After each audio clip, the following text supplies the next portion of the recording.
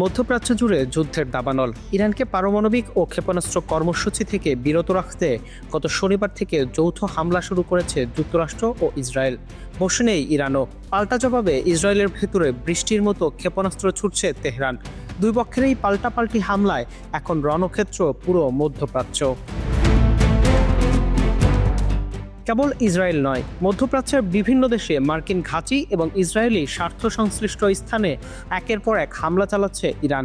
এই সর্বাত্মক যুদ্ধে জড়িয়ে ব্যাপক ক্ষয়ক্ষতির মুখে পড়েছে ইসরায়েল।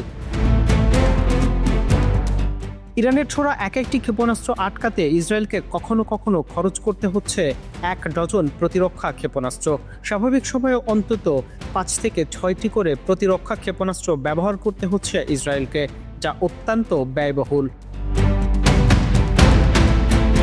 মার্কিন ও ইসরায়েলি কর্মকর্তাদের মতে এই অভিযান চলতে পারে আরও কয়েক সপ্তাহ।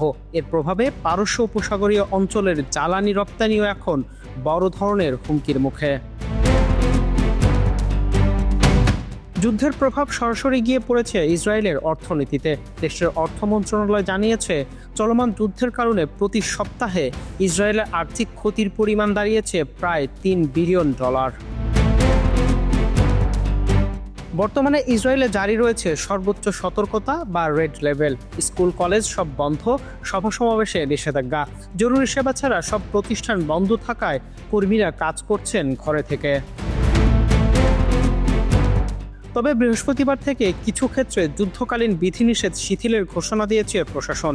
সেক্ষেত্রে যদি সতর্কতা রেড লেভেল থেকে কমিয়ে অরেঞ্জ লেভেলে আনা হয়, তবুও সাপ্তাহিক অর্থনৈতিক ক্ষতির পরিমাণ দাঁড়াবে $1.40 বিলিয়ন।